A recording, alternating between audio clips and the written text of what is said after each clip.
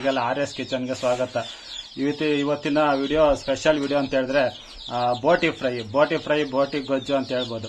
ಅಂದ್ರೆ ಯಾವ ಬೋಟಿ ಅಂದ್ರೆ ಈಗ ಕುರಿದು ತಗೊಂಡ್ಬರ್ತೀವಲ್ಲ, ಅಂಗಡಿಗಳಲ್ಲಿ ತಗೊಬರ್ತೀವಿ, ಅದನ್ನ ಕ್ಲೀನ್ ಮಾಡೋದು ತುಂಬಾ ಕಷ್ಟ ಅಂತೇಳಿ ಸುಮಾರು ಜನ ಮಾಡೋದಿಲ್ಲ. ಹೋಟ್ಲಲ್ಲಿ ಮಾತ್ರ ತಿನ್ನೋಕೆ ಹೋಗ್ತಾರೆ. ಅದನ್ನ ಮಸಾಲೆ ಜೊತೆಗೆ ನಮಗೆ ಇನ್ನೊಂದು ಬೋನಸ್ ಸಿಗುತ್ತೆ. ಏನಂದ್ರೆ ಸಗಣಿ ಸ್ಮೆಲ್ ಹಾಗೇನೆ ಇರುತ್ತೆ.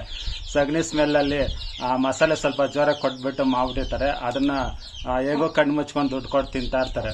ಅದನ್ನ ನಮ್ಮ RS ಕಿಚನ್ ಅಲ್ಲಿ ಯಾವ ರೀತಿ ಮಾಡ್ಬೇಕಂತ ಈಗ ತೋರ್ಸೋಣ. ಅಂದ್ರೆ ಇದನ್ನ ಬೋಟಿನ ಕ್ಲೀನ್ ಮಾಡೋದನ್ನ ಈ ವಿಡಿಯೋದಲ್ಲಿ ನಾವು ತೋರಿಸ್ತಾ ಇಲ್ಲ. ಯಾಕೆಂದ್ರೆ ಅದನ್ನ ಮತ್ತೆ ನೀವು ನೋಡ್ಬಿಟ್ಟು ವಿಡಿಯೋ ನೋಡೋದಕ್ಕೇನೆ ಇಂಟ್ರೆಸ್ಟ್ ಇರೋದಿಲ್ಲ. ಅದನ್ನ ಬೇರೆ ಮುಂದಿನ ನೆಕ್ಸ್ಟ್ ವಿಡಿಯೋದಲ್ಲಿ ಮಾಡ್ತೀವಿ. ಈಗ ಕ್ಲೀನ್ ಆಗಿ ವಾಶ್ ಮಾಡ್ಕೊಂಡಿರೋ ಬೋಟಿನ ತಗೊಂಬಂದು ಯಾವ ರೀತಿ ಮಾಡ್ಕೊಳ್ಳೋಣ ಅಂತೇಳಿ ನಮ್ಮ RS ಕಿಚನ್ ನಲ್ಲಿ ತೋರಿಸ್ಕೊಡ್ತೀವಿ. ಈಗ ನೀವು RS ಕಿಚನ್ ಹೋಗಿ ಅಡಿಗೆ ಯಾವ ರೀತಿ ಮಾಡ್ಕೋಬೇಕಂತ ನೋಡ್ಕೊಬನ್ನಿ.